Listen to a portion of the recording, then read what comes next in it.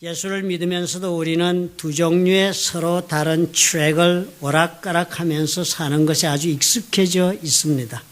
신앙생활이 아주 캐주얼해졌어요.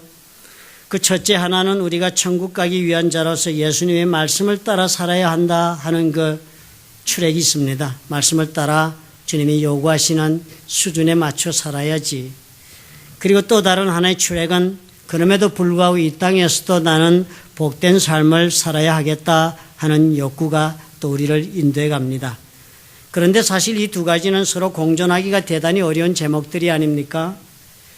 예수께서 말씀하시는 것을 우리가 살펴보아도 능히 우리의 그 갈등을 우리가 쉽게 발견할 수가 있습니다. 우리는 예수님을 따르는 제자라 하니까 예수께서 어떻게 사셨는지가 우리의 걸어가는 길에 모범이 당연히 되어야 하겠지요. 예수님은 어떻게 사셨어요? 예수님 본인 스스로 성경을 보면 무소유로 한평생을 사셨습니다. 모든 것을 소유하고 계신 창조주이셨지만 그 어느 것 하나도 자신을 위하여 사용하신 적이 없으신 그런 삶을 살았습니다. 놀라운 능력을 가지고 계셔서 떡 5덩어리와 물고기 2마리로 5,000명을 먹이는 그런 능력을 행하시기도 하시는 그런 분이셨지만 정작 그런 자신의 능력을 가지고 배고픈 자신의 허기를 채우기 위하여 돌을 떡으로 만들어 먹는 것조차 거부하셨던 분이 예수님이셨습니다. 평생 머리 둘 곳이 없다고 고백하신 분이에요. 나를 위해서 참으로 내가 그 머리를 두고 거처를 삼을 곳이 없다 말씀하시면서 세상을 다니며 살으셨고 예수님 물론 저금 통장을 가지고 있지도 않았습니다. 그리고 수익이 생기는 부동산을 소유하신 적은 더군다나 없으셨습니다. 그리고 본인 자신만 예수께서 그렇게 사셨을 뿐만 아니라 예수를 따르는 모든 사람들에게도 주님이 분명히 말씀을 하셨어요. 자신의 필요를 채우기 위하여 우리가 노력하는 것조차도 불필요한 노력이라고 주님은 명백하게 지적하셨습니다. 여러분이 잘 기억하시는 마태복음 6장 33절에 그렇게 말씀하신 것이 기록되어 있지 않습니까? 너희는 먼저 그의 나라와 그 의를 구하라. 그리하면 이 모든 것을 너희에게 더하시리라. 주님이 직접 말씀하신 것이에요. 이 모든 것이라고 말씀하신 것은 우리가 염려하여 이르기를 무엇을 먹을까, 무엇을 마실까, 무엇을 입을까 하는 것이라 그렇게 지적하셨습니다. 그래서 사실 우리 어떻게 살아요? 매일 이 걱정으로 삽니다. 예수님 말씀이 이런 걱정하면서 이런 것들을 구하느라고 애쓰고 사는 것은 이방인들이나 구하는 것이라고 그랬습니다. 예수 믿지 않는 사람들이나 하는 일들이다. 너희 천부, 즉 너희 하늘에 계신 너희 아버지께서 이 모든 것이 우리에게 있어야 할 줄을 알고 계신다 하십니다. 그러면서 주님이 부탁을 하시요. 그런 까닭에 그러므로 내일 일을 위하여 염려하지 말아라. 내일 일은 내일 염려할 것이요 한날 괴로우면 그날에 촉한 것이 된다. 그렇게 말씀하시면서 주님이 당부하시잖아요. 그런 까닭에 그의 나라와 의를 구하는 삶을 살아라. 너희 필요는 아버지께서 채워주신다. 그렇게 말씀하셨잖아요. 그뿐이 아니었습니다. 예수님은 대단히 도발적인 말씀까지 하셨어요.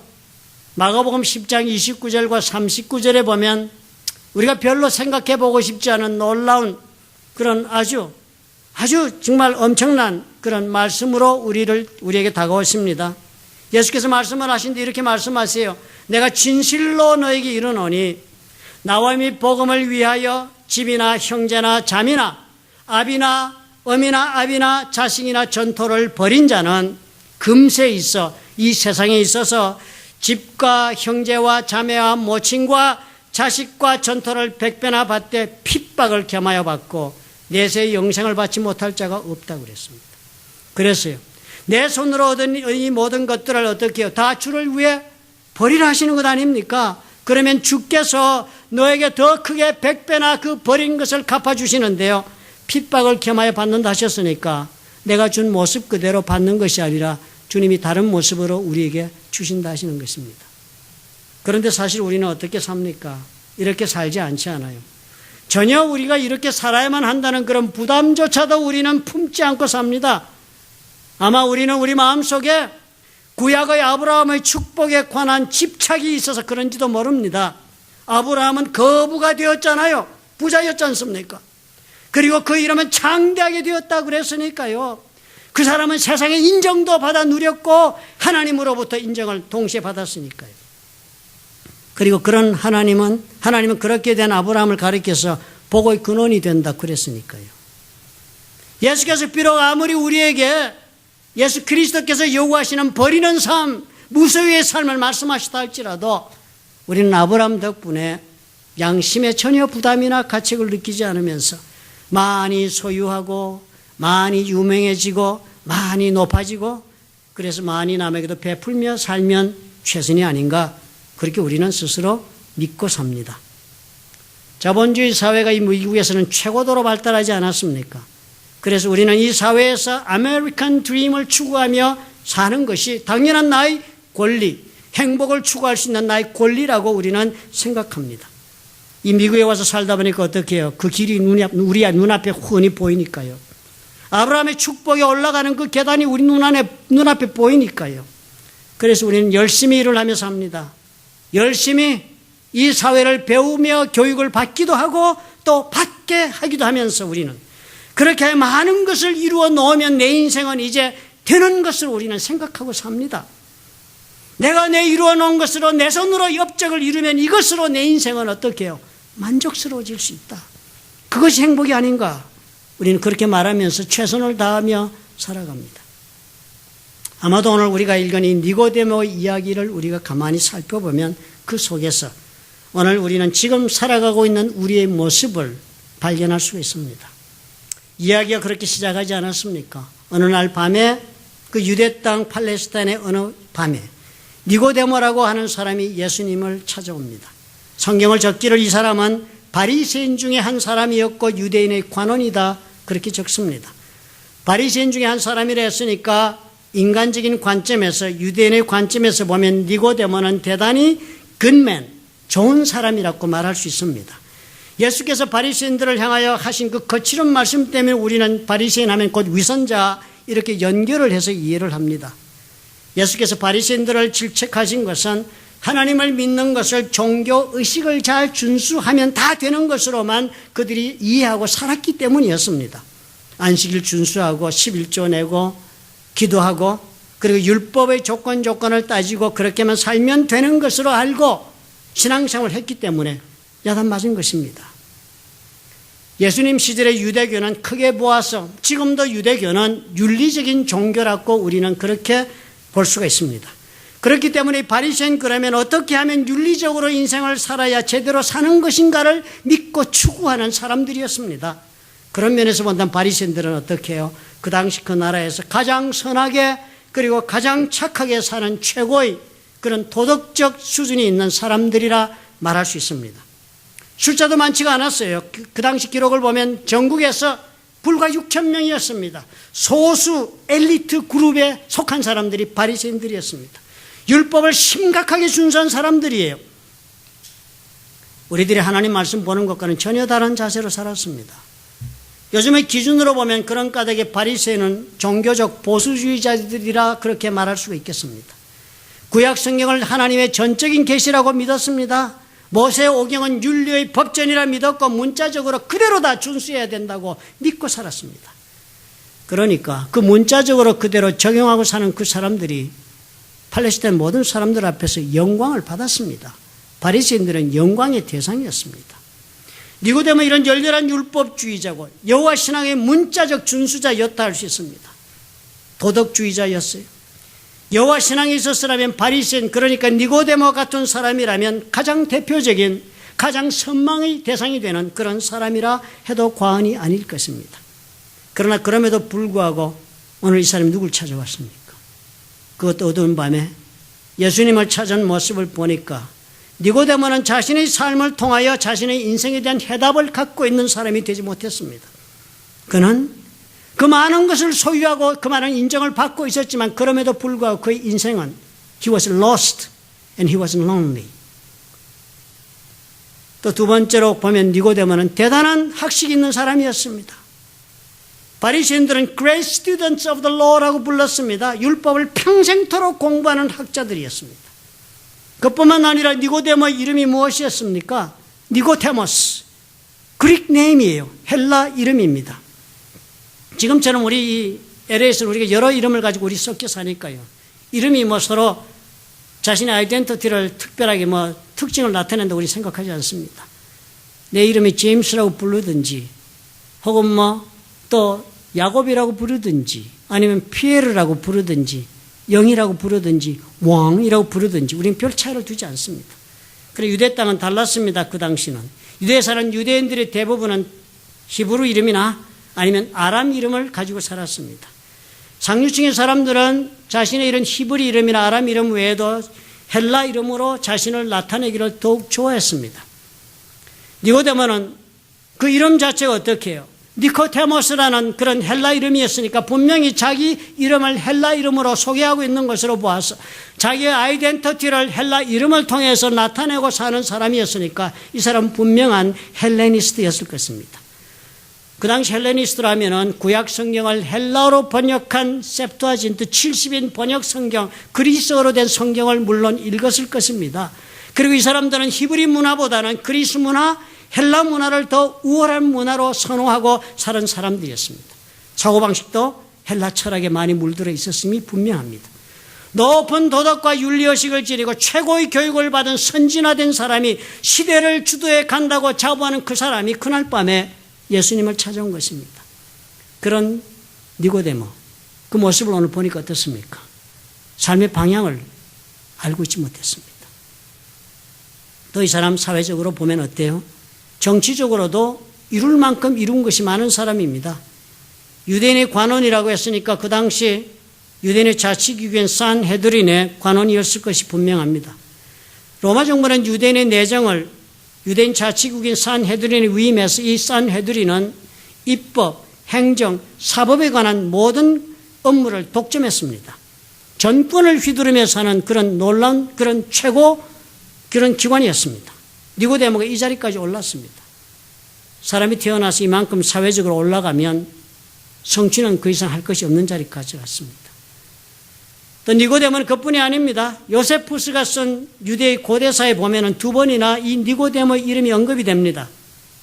한 번은 유대의 아리스토블루스 왕이 로마 황제에게 급한 일에서 특사를 보낼 때 니고데모라는 사람을 뽑아서 보냈다 하는 기록이 나옵니다.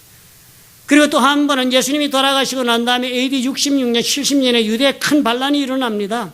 로마 정부에 대한 반역 전쟁이 일어났을 그때 디도 장군이 예루살렘을 정벌하러 왔을 때 예루살렘을 정벌하고 대학살을 일으키기 전에 반란군과 중재하도록 협상을 위임받은 사람을 세웁니다. 그 사람 이름이 니고데모라고 기록이 나옵니다. 그리고 분명하게 니고데모라는 이 사람은 유대인 중 특출한 가문의 사람임에 틀림이 없습니다. 그렇다면 이 사람은 어떤 사람이에요? 신앙이 열심인 사람뿐만이 아닙니다. 최고의 교육을 받은 사람이고 출세할 만큼 출세를 이룬 사람이고 가장 유력한 가문의 사람으로 사람이 오를 수 있을 때까지는 옳은 사람이라고 할 수 있습니다. 지금 미국에서 우리가 비교해보면 락펠러, 뭐 케네디, 아니면 조지 부시 그 가문, 아니면 뭐 또 그 유명한 과학자 아인슈타인, 뭐 이런 사람들과 비교했을 때 오히려 니고데모가 더 한 수 위가 아니겠습니까? 사실 우리가 살아가면서 뭐예요? 우리가 올라갈 수 있다면 끝까지 올라갈 수 있다면 그 이상의 소망이 없겠다는 우리 선망에 최고의 자리까지 올라가 있는 사람이 니고데모라 할 수 있습니다. 이렇게 배우고 기회를 얻어 성공하고 그래서 그 높은 자리까지 오르면 이제 내 인생에 참으로 이룬 것이 많다 그렇게 우리는 생각하고 그럴 수 있다면 우리는 참으로 만족한 인생을 살 수 있을 것이라고 우리는 생각하고 살지 않습니까? 그런데 오늘 니고데모의 이야기는 어떻게 기록되어 있습니까? 요한은 니고데모가 예수님을 만난 이 이야기를 기록하면서 우리에게 무엇을 지금 말해주고 있다고 여러분 생각하십니까? 니고데모가 그토록 훌륭한 교육을 받았고 문화적으로 우월한 삶을 살고 정치적으로도 막강한 권세를 누리고 종교적으로도 사람들로부터 존경을 받고 있었음에도 불구하고 정작 니고데모 자신은 길을 찾고 있었다 말합니다. 하나님을 알지 못한 까닭에 이 사람은 정신적으로도 편안함이 없었고 행복하지도 않았습니다. 그리고 하나님을 알지 못한 까닭에 인생의 의미도 찾지 못해서 방향을 잃은 사람이 그리고 영적으로는 그러니까 눈이 먼 사람과 무엇이 다른가? 오늘 요한은 우리에게 이 이야기를 전해주고자 하는 것입니다. 저와 여러분이 이 미국에 와 살아가면서 우리가 이토록 추구하고 있는 것이 이 니고데모의 삶 속에 그대로 다 들어있지 않습니까? 우리는 업적을 이루고 살고 싶어서 이 미국에 왔습니다. 열심히 그래서 삽니다. 우리는 열심히 우리가 살고 이렇게 일하고 있는 이유가 일한 만큼 우리는 이룰 수 있다고 믿으니까요. 이 사회는 거짓이 없이 갚는다고 믿으니까요. 그래서 많이 이루면 이룰수록 우리는 더 많은 것을 우리가 얻게 되고 많이 벌면 벌수록 독특한 부자가 되고 그래서 더욱 만족스럽게 살 수 있다고 우리는 확신하니까요. 그래서 그것이 행복의 길이 된다고 믿으니까요. 그래서 우리는 스스로도 배우고 가르치는 일에 열심히 특심입니다. 우리 자녀들이 공부에 열심을 보여주기만 하면 우리는 어때? 그 이상 행복한 것이 없지요. 자녀 기르면서 애들이 공부만 해주면 모든 거 접어두고 그저 공부만 하겠다고 매달리는 내 아들 내 딸이 자랑스럽기 짝이 없습니다. 학문의 성취가 우리의 장래를 보장해 줄 수 있다고 믿으니까요. 니고데모처럼 우리는 은연중에 한 가지 확실하게 믿고 삽니다. 하나님만 믿는 사람들이 아니에요. 우리는요. 내가 이루는 만큼 내 손으로 만든 만큼 나는 행복해질 수 있다고 우리는 믿고 사는 사람들입니다. 내가 이룬 재물, 내가 이룬 건강, 내가 이룬 학문, 내가 이룬 사회적인 성취, 그만큼 나는 이룬 만큼 만족하게 살 수 있다고 우리 믿습니다. 그래서 우리는 어떻게 해요? 이 목적을 향해 우리는 열심히 자신을 채찍질하는 까지 우리는 스스로 자신도 모르는 사이 완전주의자가 되어갑니다. 완벽한 조건을 갖춘 자에게 완벽한 행복이 찾아온다고 믿고 그런 착각 속에 우리는 확신하고 내 자신을 채찍질하고 주변의 모든 나와 관계된 사람들도 푸시해가면서 우리는 인생을 경영합니다. 더 높은 곳을 향하여 올라가자. 올라가면 갈수록 그만큼 우리는 만족스러운 삶을 얻을 수 있다. 우리는 그렇게 걸어갑니다. 몸부림치면서 최선을 다하지 않아요. 그런데 결과가 어떨 것으로 여러분 생각하십니까? 믿는 대로 될까요? 니고데모를 보라 하는 것입니다.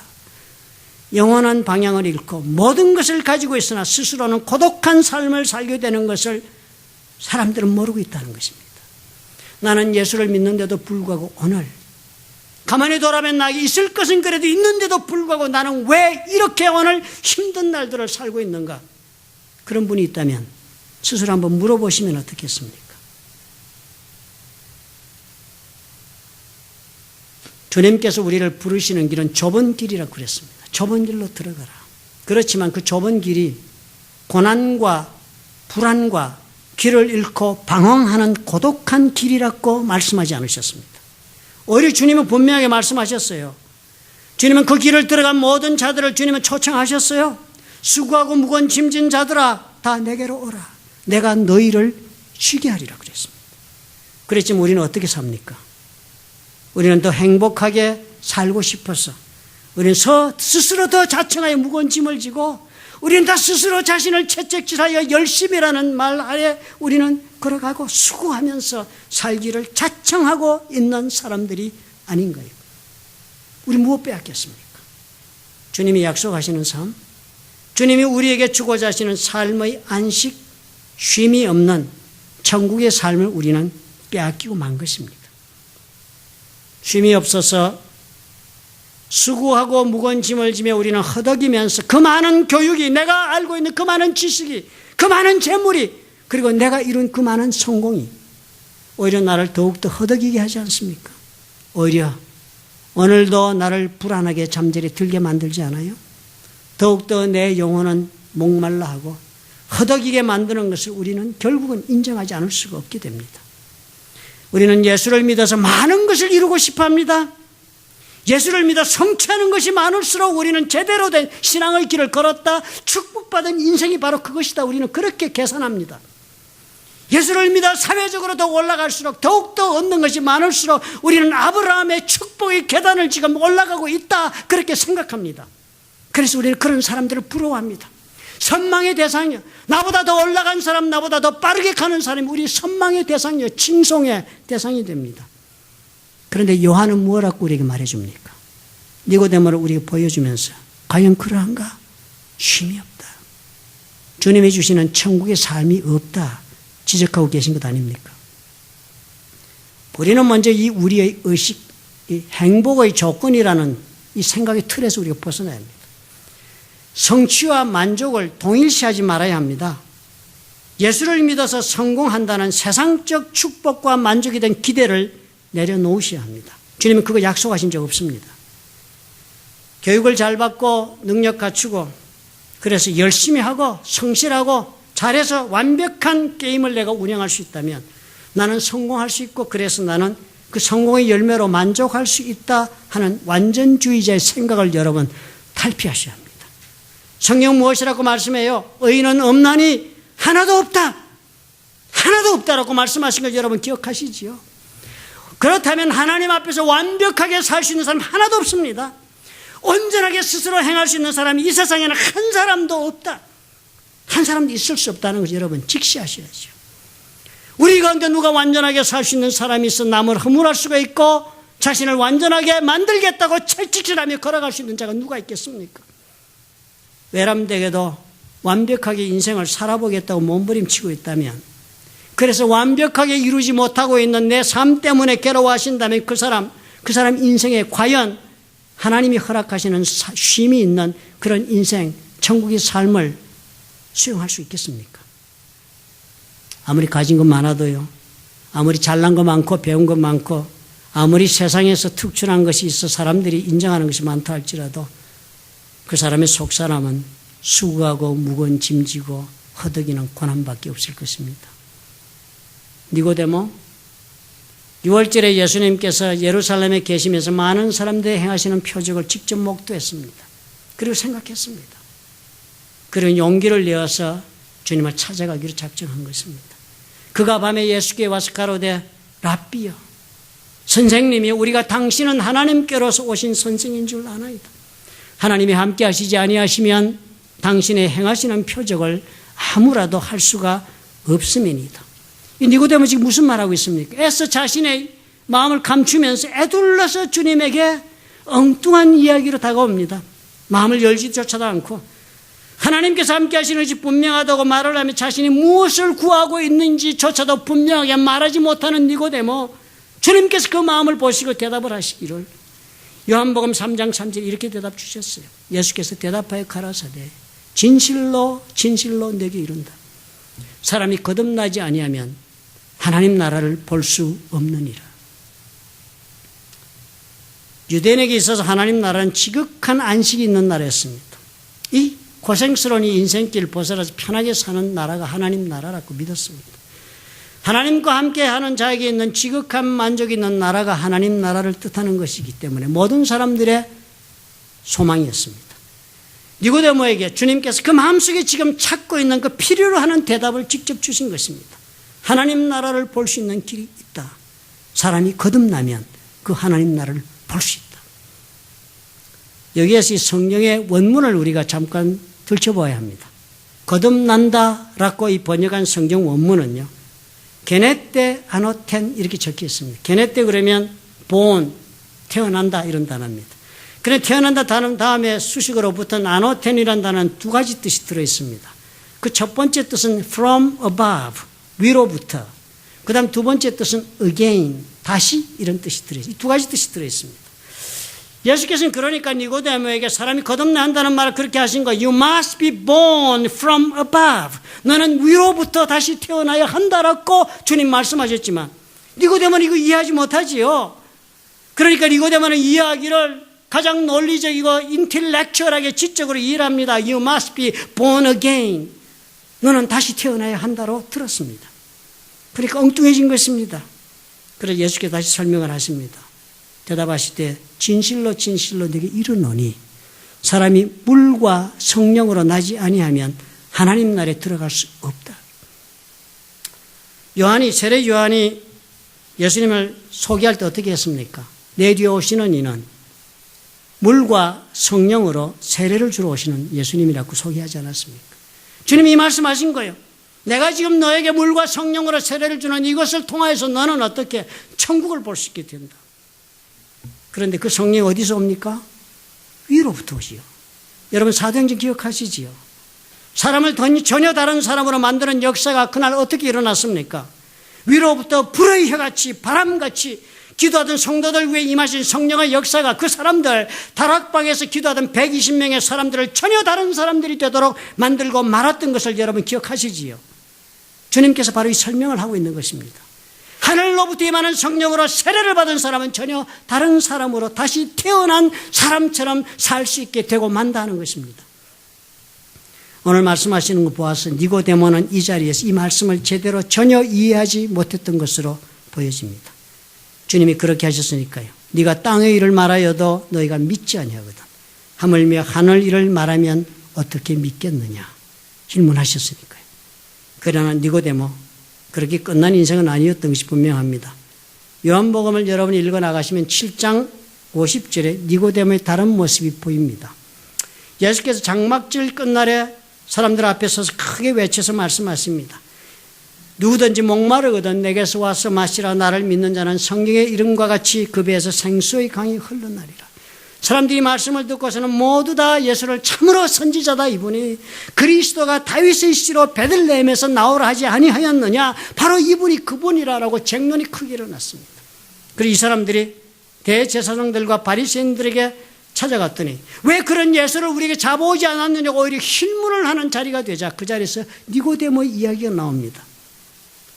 그 중에 한 사람, 곧 전에 예수께 왔던 니고데모가 저에게 말하되 우리 율법은 사람의 말을 듣고 그 행한 것을 알기 전에 판결하느냐 하면서 직접적으로 예수님을 저들 앞에서, 공회원들 앞에서 변호까지 하는 사람으로 니고데모는 발전해 있었습니다. 그리고 또 요한복음 19장 39절에 보면 어떤 기록이 나옵니까? 주님의 장사하는 모습이 이렇게 기록되어 있습니다. 일찍 예수께 밤에 나왔던 니고데모도 몰약과 침향 섞은 것을 100근쯤 가지고 온지라 이에 예수의 시체를 가져다가 유대인의 장례법대로 그 향품과 함께 세마포로 쌌더라. 위험한 일을 직접 나서서 한 니고데모가 되어 있었습니다. 전혀 개의치 않고 주님의 시체를 가져다가 법에 따라서 공개적으로 많은 사람들 앞에 저주받아 십자가에 죽은 그런 민족의 반역자, 로마 법의 반역자로 그렇게 처형한 예수 그리스도를 아름답게 장례까지 치르는 그런 예수님의 제자가 되어 있었던 것입니다. 니고데모요, 틀림없이 예수께서 말씀하신 대로 그리고 설명해 주신 대로 그 당시에는 비록 제대로 이해하지는 못했다 하지만 세월이 감에 따라서 예수님의 말씀을 믿고 살아서 위로부터 임하는 성령의 능력을 입어 하늘나라의 백성의 삶을 살고 있었던 것이 분명해 보이는 것입니다. 우리는 니고데모로부터 이것을 배워야 하겠습니다. 내 손으로 이루고 살겠다는 삶이요, 열심으로 내 능력으로 이루며 살면 나는 행복해질 수 있다는 생각이요, 결코 주님이 주시는 가장 큰 축복, 삶에 있어서의 만족이 있는 안식을 얻지를 못한다는 것을 우리가 깨달아야 합니다. 위로부터는 성령의 능력을 입고 살아야 합니다. 그래서 우리는 전혀 다른 사람이 되어서 인생을 경영해야만, 그래야만 하나님이 우리에게 주고자 하시는 축복의 삶을 누릴 수 있습니다. 이 땅의 것으로, 이 땅의 힘으로 사는 사람이 아니라 위로부터 임하시는 성령의 세례를 입어서 성령께 의지하고 살아나가야겠다고 내가 작정을 해야 합니다. 내가 아무리 성공하고 성취한다 할지라도 우리는 결국 이 작은 성공 때문에 못하게 됩니까? 스스로 자만에 빠집니다. 스스로 자신을 과대평가하면서 사는 어리석음에 빠집니다. 몇 가지 내가 삶에 이룬 것 때문에 나는 스스로 온 세상을 얻을 수 있는 것으로 착각하고 삽니다. 결국 그 조그만 성공 때문에 우리는 어떤 사람이 돼요? 스스로 어려운 자가 되고 스스로 성공자가 되었다 착각하고 자신의 의에 빠져서 그렇게 살고 말 것입니다. 결국은 바리새인처럼 살고 말아요. 내 힘으로 이루며 살한다 그렇게 자부하지만 결국은 어떻게 해요? 속으로는 쉼을 잃게 됩니다. 그리고 결국은 고독해지고 말 것입니다. 우리는 니고데모에게 배워야지요. 전적으로 내 자신을 의탁해야지요. 내 자신을 내 자신에게 의지하고 살지 말고 성령께 의탁해야지요. 내가 내 스스로 행하는 것으로 나는 결코 만족을 이룰 수 없다라는 것을 깨달아야지요. 내가 무엇 하나라도 제대로 이룰 수 있는 것이 있다면 그것은 오직 성령의 능력에 의지해 얻은 것이 있을 뿐이다는, 주의 성령께서 나와 함께하는 삶을 구해야지요. 겸손해야지요.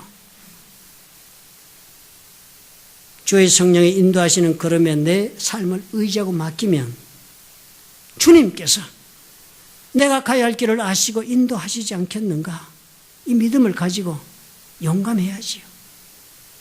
이렇게 생각이 바뀌고 사는 방법이 바뀌어야만 정말 하나님이 축복하시는 삶이 무엇인가를 경험하는 성도가 될 수 있는 것입니다. 우리 인생의 성취를 내 손으로 말고 성령께서 이루게 하십시다. 성령께서 나의 속에 역사하시며 삶을 이끌어가게 여러분 의지하십시다. 니고데모에게 일어난 그 변화가 저와 여러분의 삶에도 일어난다면 하나님이 때가 되면 반드시 주께서 우리를 높이시고 주께서 우리를 회복시키시며 주께서 우리에게 만족이 있고 쉼이 있는 놀라운 삶을 누리게 하실 것입니다. 믿으시면 아멘 하시기 바랍니다. 믿으시는 줄 압니다. 기도하겠습니다.